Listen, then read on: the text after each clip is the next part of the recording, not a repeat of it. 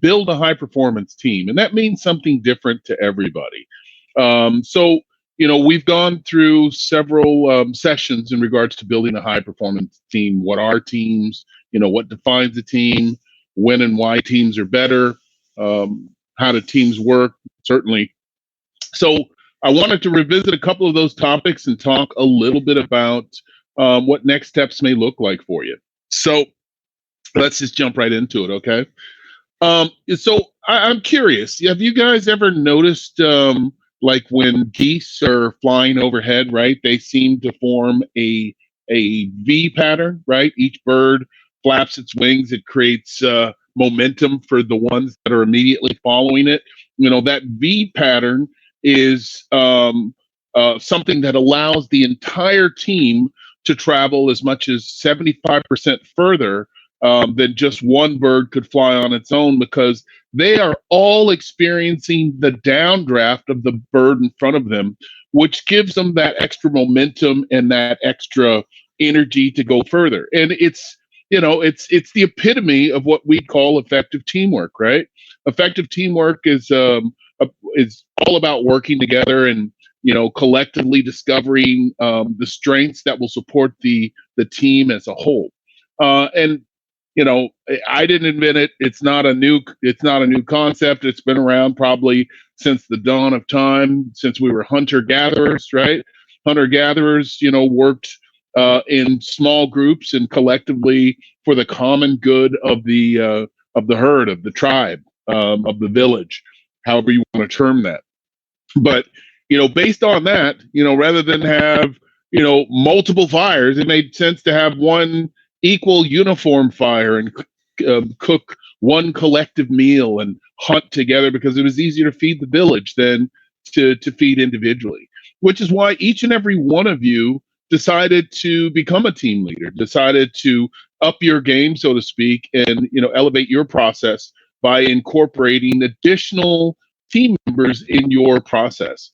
So as we talk about you growing and developing, um, obviously adding to your team is critical for you as a team leader.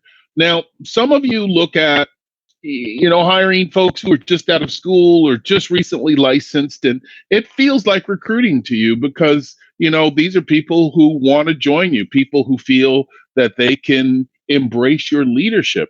But if we look at it, people who are brand new don't know what to expect.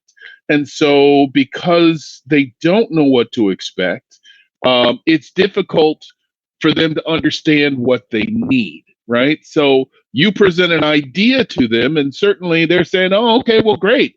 That sounds good to me. Let's try it. But they really don't know what they need. And your leadership may not be the most appropriate. And in truth, it's relatively easy to hire someone who's had no experience or doesn't know what to expect. I submit that obviously, going using the reference of, let's say, a hunter gatherer, right?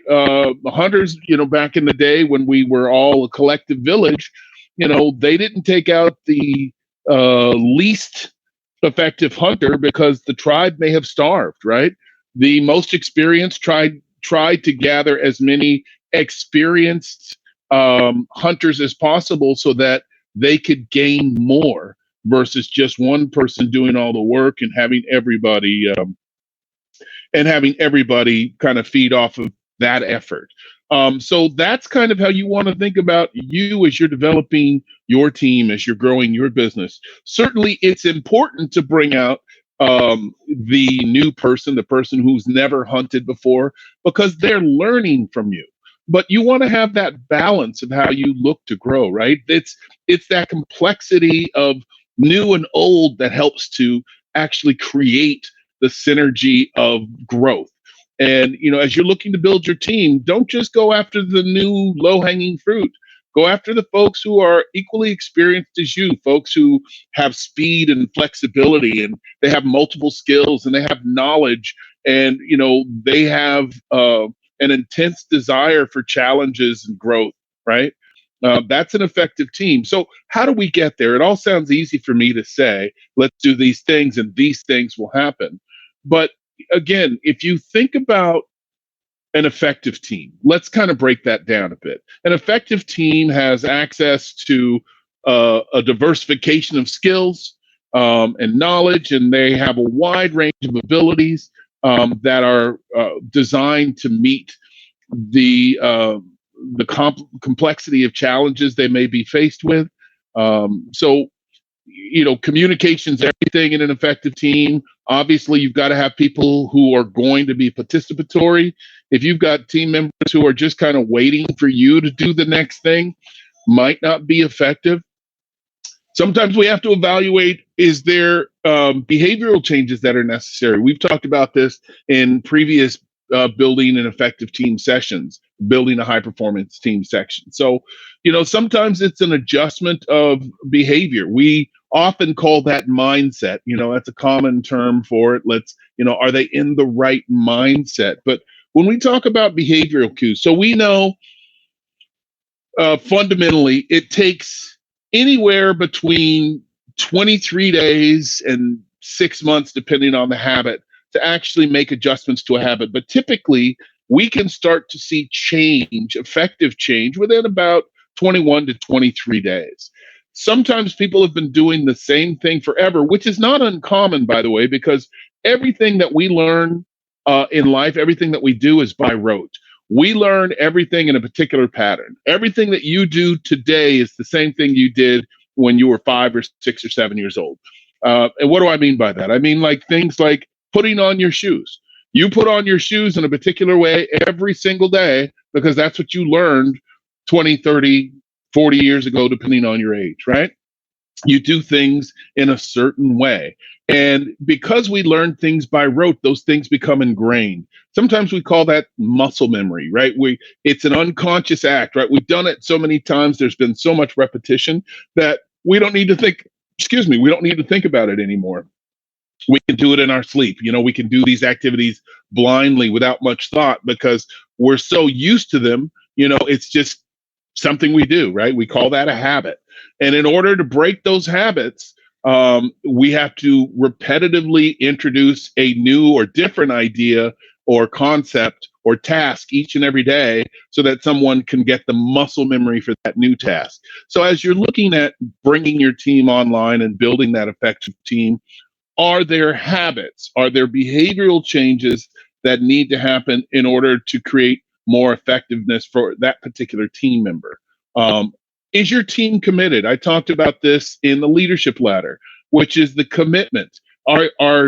Is your team committed to your vision, to your process, right? Are they a wise team, or are they a fragmented team that are all together as a result of a similar need, not mutual, similar need, right? Which everybody's basically doing their own thing, but all housed comfortably under your influence in some way, right?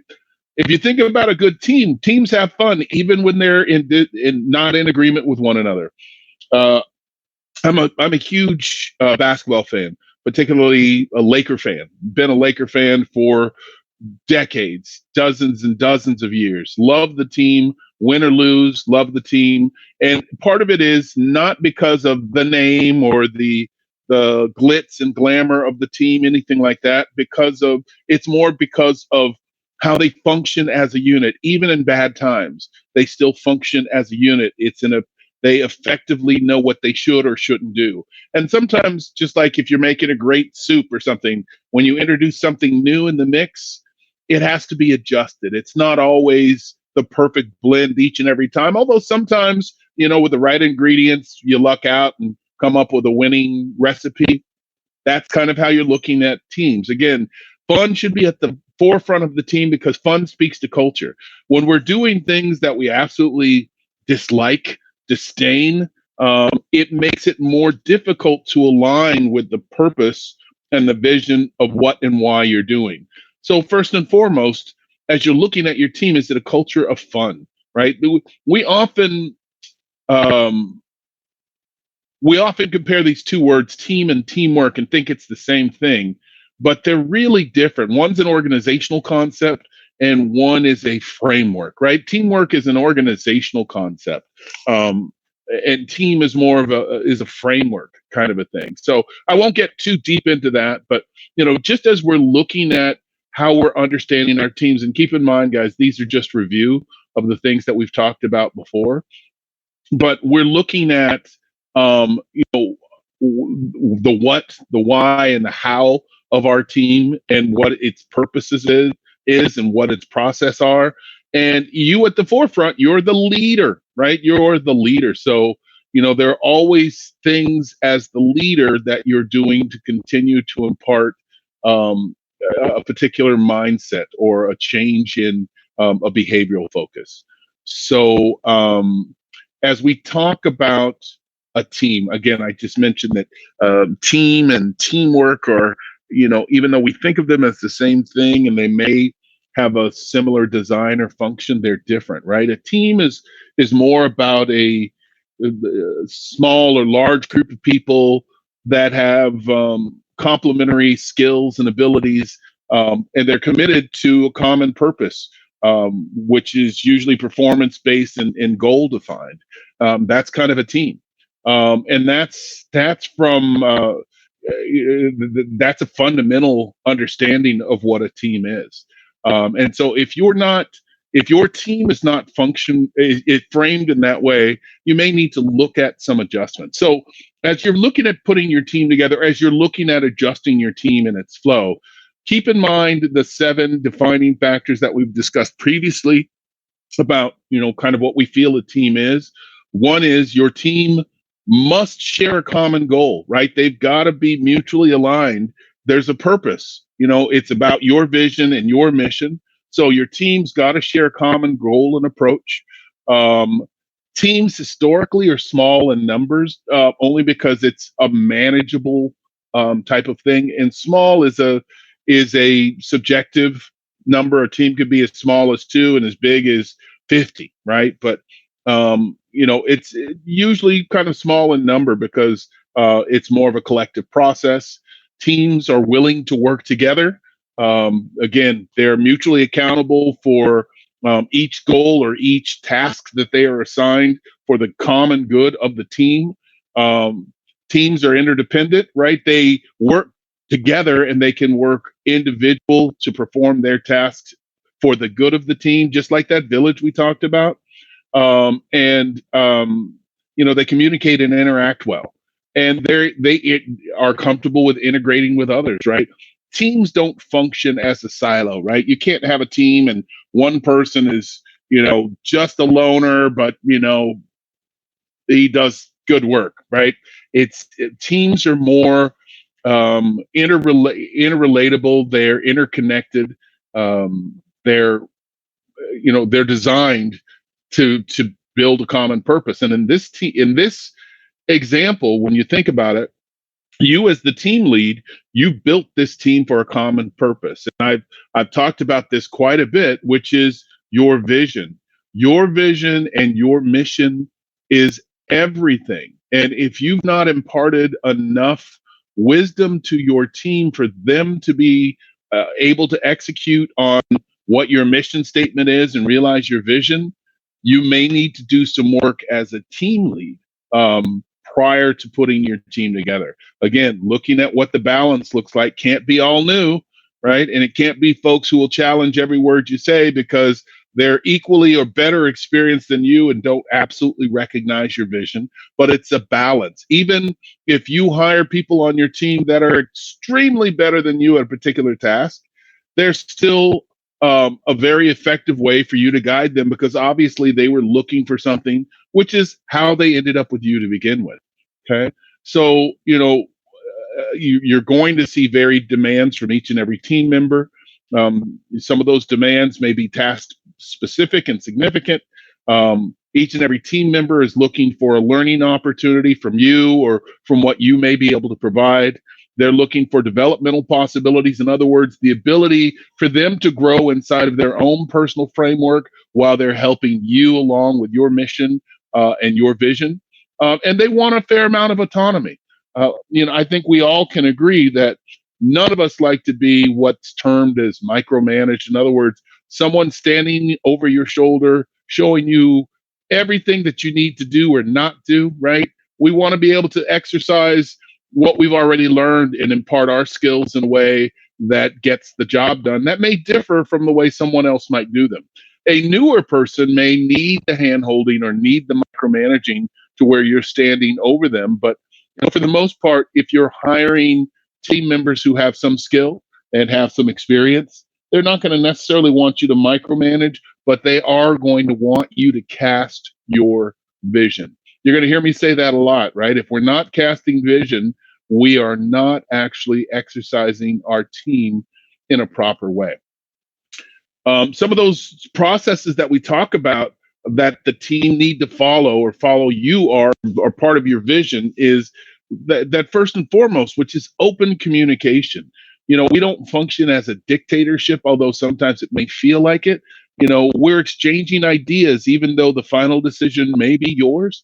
You're wanting to be able to listen and share ideas and have your folks be participatory. That is so critical. I see teams each and every day that their structure or their framework is more that one or two people do everything and the other ones just kind of uh, ride the coattails to the finish line, and they don't really contribute or participate too much, either out of fear of failing, fear of success, fear of the unknown, not knowing what to do, right? It's some variant of that usually. Teams are very good, or a well-oiled or well-structured team should have uh, at their core the notion of a common purpose, that consensus, right?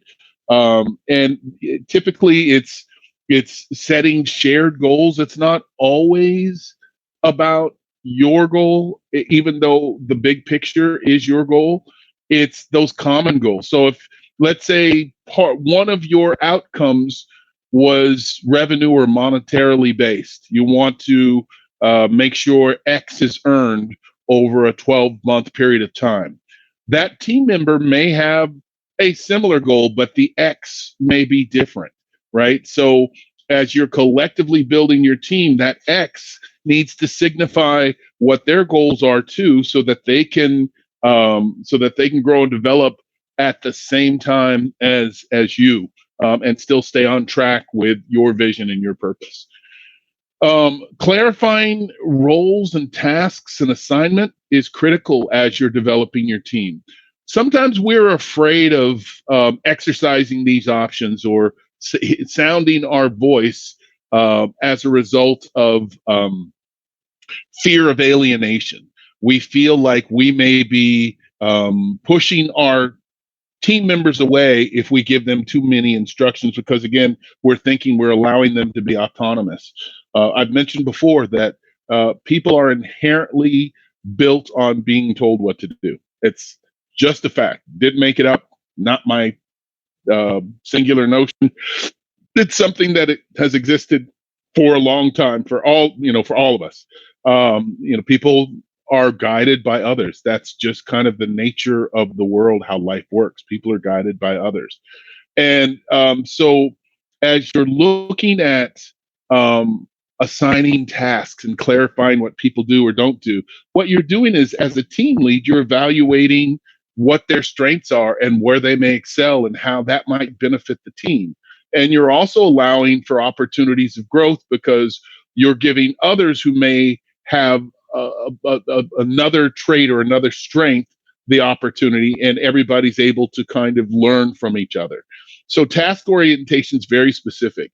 If you're not strong uh, in delegating or giving others tasks and assignment and following up on that, you yourself may need to tweak your strengths as a team leader. Okay, I'm just saying, guys, it's always a learning experience. At this point in time, you're learning how to be your best self, how to be the best leader that you can be. And sometimes it's redefining what our skills are so that we can be clear as to what we're giving to someone else. Okay. So, don't take that as a negative. Take that as, this is my opportunity to do something more with who I am. I mentioned in the leadership ladder about innovation, and supporting innovation and style diversity, right? Collective learning is everything as we're looking at developing and growing an effective team, a high performance team. and where did these things come from? So, that's just a quick review, a quick overview of what we've covered in previous sections. So I I'm going to move forward into the right blend, kind of what is the right mix. And each and every one of you have a different idea of what the right mix is. And sometimes it depends on the community that you serve. Sometimes it depends on particular market segments that we're most comfortable with, based on either lifestyle or demographics or any of those things. So we tend to pick the most appropriate team members at least in our thinking, that would serve those communities in the best and provide the best possible outcome. So one thing I'll stress is there needs to be a level of diversity in your team. And diversity means something different for each and every one of us, right? But when I say diversity, I literally mean, um, sometimes you want to go outside of people who are like you because they bring in a different strength, a different life experience. They may bring in a different cultural influence, something you haven't thought of. They may bring new intellectual ground to your team, or new skill dynamics that you would not have maybe thought about. So look at the level of diversity in your team. Is your team very homogenous? Is it just this one thing, right? Because you're going to exclude all kinds of client possibilities the less diverse you are, okay? Unless that's the only market you're working in, everybody you work with and that's around you is exactly like you. That's your only opportunity at non-diversity. But uh, otherwise, you may want to look at the diversity of your team. Um, and I'm not saying that you have to have a United Nations team or any of the above or anything like it, but I'm saying if you're looking at the right mix of skill, of cultural influence, of um, demographic dynamic, you want to look at diversity, right? There's that technical and functional knowledge.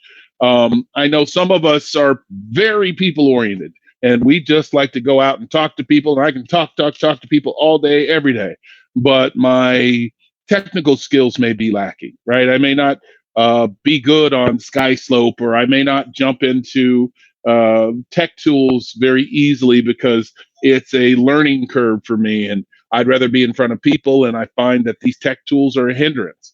There's a disparity in what you do, and obviously you're doing that great thing, which is being in front of others often and always, but there's a technical or functional deficit that may not allow you to be your best self. So having folks who are technically and functionally knowledgeable on your team, gosh, that's a beautiful thing, right? There are some folks who live in tech. I'm a mixture. I love tech. I don't necessarily live in it, but I try and stay as current as I possibly can with everything that's new in tech. We know that tech changes on a daily, it seems. I live in the Silicon Valley, so it changes, hourly. It feels like here where I live, right? So that technical and functional knowledge, you want that on your team. You want, someone who's fairly adaptive, someone who can pick up something very easily, grow on the fly, be able to share that with other team members, and have them be able to possess and own that new skill as well. So you've got to have somebody who's relatively adaptable. Somebody who's a people person. Again, I've already mentioned that. Having someone who's a people person on your team, they may be the cement, they may be the glue. Personalities are always difficult to manage. Everybody has a variant of personality or multiple personality traits layered onto one amalgam of who we think we are. And when we think of it in that way, you've got that one or two persons who are unifiers, folks who maybe from their own family dynamics are the ones who are quote unquote the peacekeepers, the ones that put the smile on everybody else's face when things feel difficult or challenges are afoot. And that may be you or it may not be you, right? Just because you're the team leader doesn't mean that you always need to be the peacekeeper. Ideally, that should be you, but sometimes it's just not, right? We've talked in previous sessions about understanding who you are as you look at developing your team skills and developing who you are. You know, sometimes those things, sometimes these traits that we talk about, you haven't earned or learned yet. So you're still struggling in what your individual development looks like. And that's okay, as long as you recognize that you may not be the all to end all. You're getting there, but you may not be that. But if you're hiring or if you're building your team with the right dynamics, with the right mix, that's going to accommodate or make up for those things that you may not be at this point in time right now, right? Again, your personality is developing right along with your team. Particularly if this is your first opportunity at building your own business, your own brand, your own team dynamic, you are learning in real time, just like many of your team members are. And your goal is, of course, ultimately to bring your team together to where they are going to have an incredible outcome on the back end. And that's going to be a continuum. That's not going to be a one-shot deal, right? So you knowing what your strengths and deficits are, where you excel and you don't, will allow you to get a better mix as you're looking at bringing those team members on. Sometimes it may just be a chronological age issue, right? When we've lived on the planet a little bit longer than others, we've picked up certain skills, certain life ideas just from duration, if nothing more, right? A friend of mine says, he likes to use the phrase turns around the sun. You've had more turns around the sun. And that's totally valid because, again, look in your own family dynamic.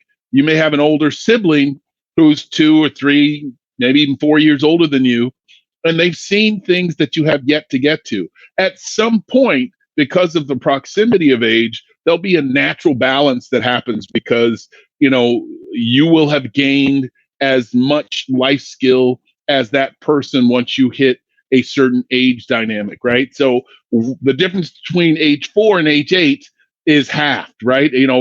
Twice my age. They've learned potentially twice as many things, but the difference between 40 and 44 is a closer gap. See what I'm saying? So, 4 and 8, lots of difference. 44 and 40, not so much difference. You're more balanced. But hiring people who've, had more relative experience than you that can help to guide you if they're the person, if that's who you're looking at, that person who's going to be your advisor, that person who's going to be your confidant. Those are people that we look for on a regular basis, those people who are going to actually help us to keep our vision online and keep our goals intact. That's kind of what you're looking for. So we've talked a lot about kind of best fit of the team and how we kind of want to look at that. And really understanding if the people that we bring on the team are the right fit. Sometimes people are very good at talking a certain language in order to have an outcome that's immediate, right? You guys all know what I mean. Those folks who go and they interview well and it sounds like the perfect candidate until they actually start working. And then it's like, who is this person? I don't know who this person is. I've never seen them before. I thought I was hiring someone else. Sometimes team dynamics are like that as well. We look at bringing folks on our team and we're thinking they're perfect and they may even look really good on paper, but then they get on board and then there's either issues of a power struggle or they feel like your direction is not really what should happen based on their own notion, their own ideas. And then there's conflict that ensues. It may not be you, it may be someone else on the team, or they may not feel like, there's actual value in what you're providing. That's when we really start to evaluate. My thinking is we evaluate openly and often. And what that means is, particularly as we're building a new team, we're constantly assessing who's with us. We're constantly assessing, did I make the right decisions? And I think there's real value in that for many reasons. But the two I can think of mostly is, as you're growing, as you're moving, as you're helping everybody to understand your vision, your purpose, your mission, is you're constantly checking in, to make sure that they're happy, right? And to make sure there are no communication gaps, that you're aligned. Those are the two primary reasons that I can think of, right? You want to make sure that there's alignment and make sure that there's fulfillment. And that's not always easy to do. People are not readily open to kind of going, I'm unhappy, right? We're all champs. We're all heroes to ourselves at some point in the day.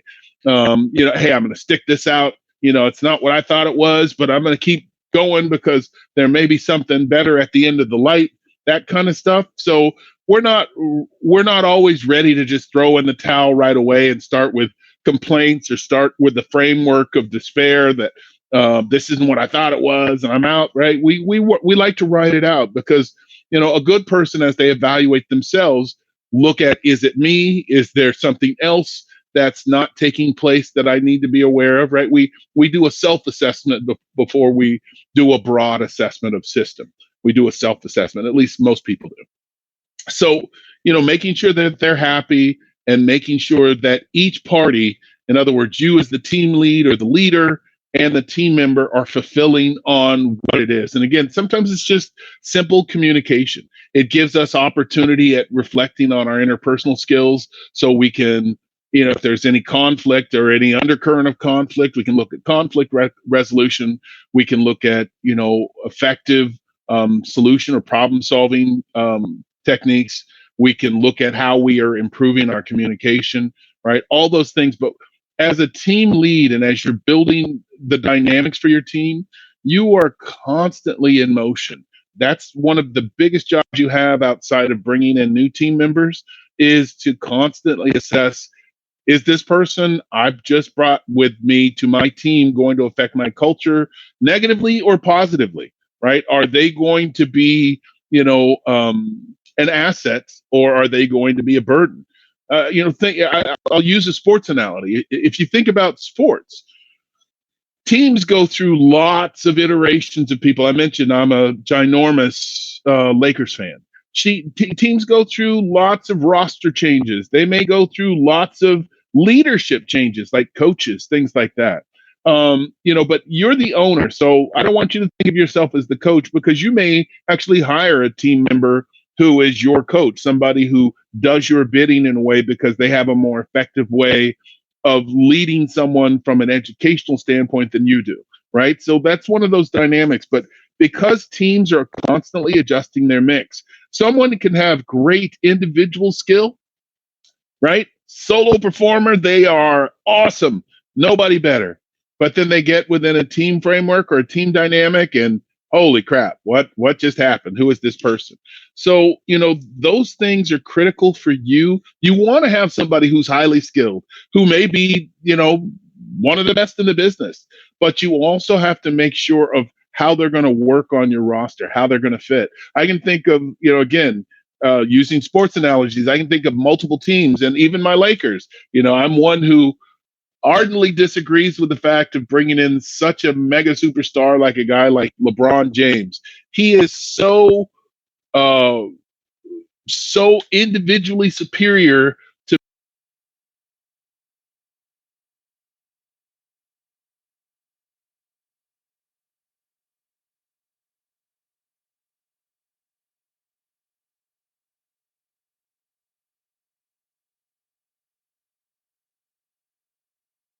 better than average. If you look at, they're clearly better than average. Obviously, they're in a professional sport, but when you've got someone who's just so above that, it's very difficult, and that can actually damage the integrity of the team, because you've just got one superstar, and each one of you may have your own teams and whatnot that you like, that have that superstar that I'm describing.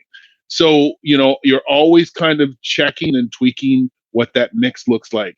And guys, I want to say this openly and honestly, and I hope you take it in the sentiment that it's meant. But do not be afraid to adjust your roster and let your team go. Let some of the members of your team go. You know, it may be in mass, it may be on an individual basis, right? But as you're looking at it, if the mix isn't right, it's like throwing out bad cake batter because there's nothing that you can do, nothing that you can add that will adjust damaged cake batter, right? You can't add more sugar or pinch more salt or let me throw in more butter because even if it bakes, it's going to be a bad cake. It's going to be an imperfect cake. So sometimes we have to dump the batter and start from scratch. And that's okay. Again, some of you are in that learning process. Some of you are developing your leadership skills, and these may not be things that you've accommodated or adjusted for just yet. So there is no shame in adjusting your roster. I found that a good way to really kind of keep balance with teams that I've built or companies that I've built is to rank people by skill, right? That's one of the best ways to keep accountability on any team. You know, again, if I were looking at a sports team, someone may be a good rebounder. Again, using basketball, they may be a good rebounder, but they're not great on offense, right? They're really their shot isn't really perfected. But man, can they play defense? I'm going to rank them differently because you know defense can win games. Believe it or not, somebody may be a great shooter, but not great on defense, right? You're going to rank them. Some may be a good all around person. Some people may be that spark plug, that internal leader that gets everybody fired up to complete the common task and keep everybody goal focused. You see what I'm saying? Is so rank your team, you know, rank them by skill. Make sure that as you cast your vision, as you're aligning your mission statement, you've got your team clearly outlined of what you need, right? And you may want to do this beforehand before you even hire person one. Is as you've done your mission statement, as you've cast your vision, you've laid out, all right, I'm going to need a person who's good at this. I'm going to need a person who works in this market.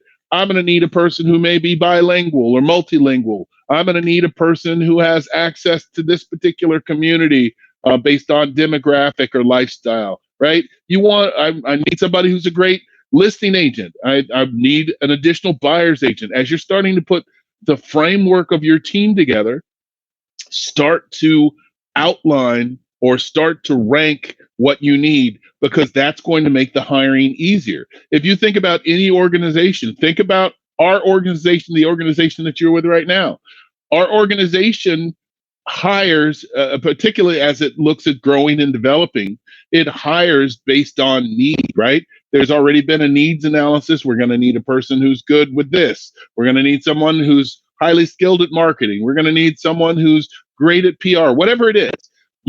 We look to see that, and then we build a job description so that when we go to look for that person, that job description is really more of just an outline for us that says, oh, yep, you're checking the boxes. You're that person who has this, this, this, and this. We need this, this, and this. You're that person. So that already starts your ranking or your evaluation, right? So treat your business firmly like a job, like you're hiring for someone, because that's what you're doing. You're not just saying, I need agents.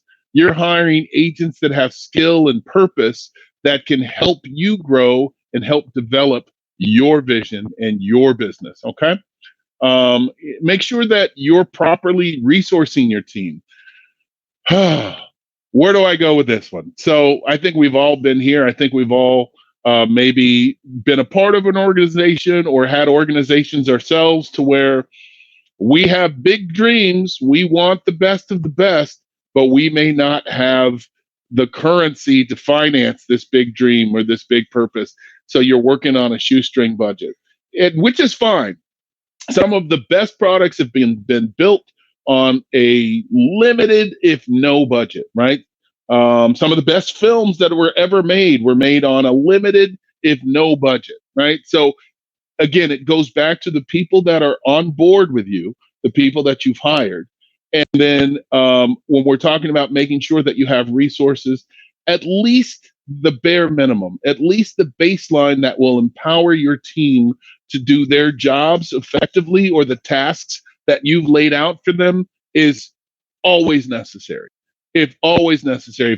If you've hired a team member to go out and scour the land for um, the most productive agents that they can find to help you grow the team, make sure you give them a tool that'll make their job a little easier to find those people, right? Don't just task them and go out and find this, but I'm not going to give you any tools for digging or anything like that. You're going to have to figure out where you're going to get a shovel on your own, those kinds of things. That's not really where you want to be. You want to make sure that you're not overloading their capacity, and you're considering their time and their value as well, right? Right time, right skill, right place, all those kinds of things. You're not wanting to make them problem solve in arenas or areas that are not within their comfort framework. You're wanting to help them to make sure that they're in line with your goal and your vision by providing them with the right tools. Okay. Um, you should also be identifying additional training needs right off the bat.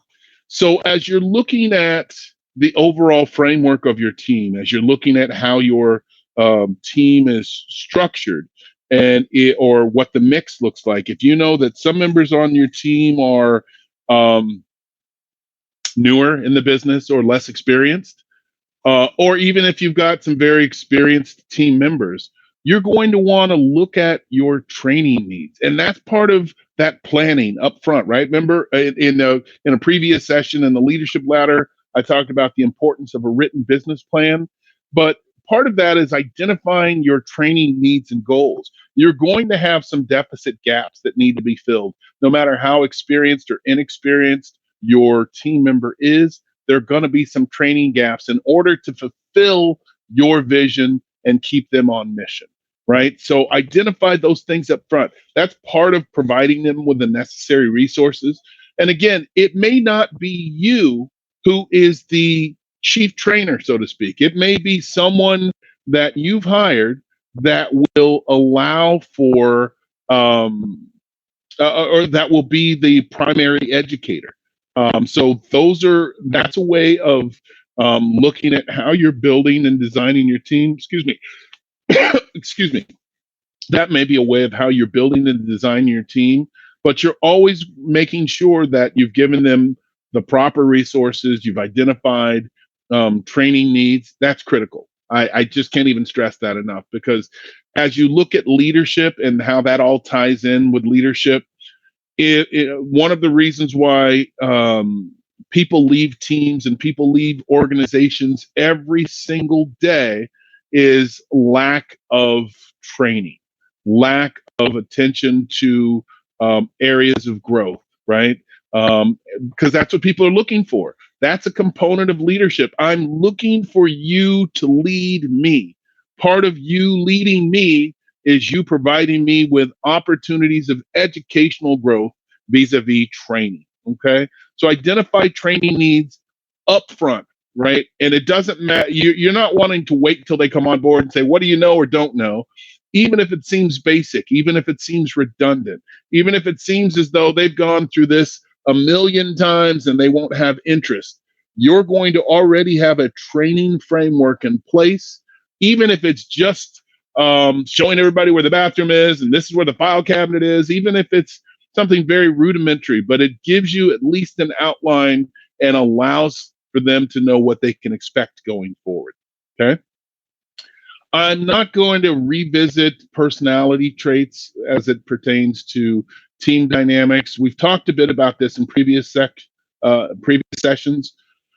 But recognize that you as a leader are going to be dealing with a multitude of personality types, people who differ from you, people who are similar to you. There's a danger that happens when we align with people who are similar, because we tend to have a false expectation. We think because there's so much in common with this person that they are so much like us that they're automatically going to have an understanding of the direction and goal where we're wanting to go. And I will submit that that is a misnomer, right? They're going to need as much guidance and acceptance as you. We tend to take it easy on people who are very much like us because we feel an immediate connection and alignment because it's like looking in a mirror. But I would submit that that person needs as much, if not more, structure as anybody on the team. Okay.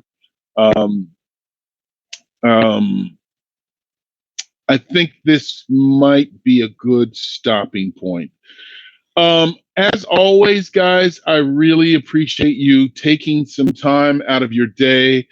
Thank you for participating in building a high performance team.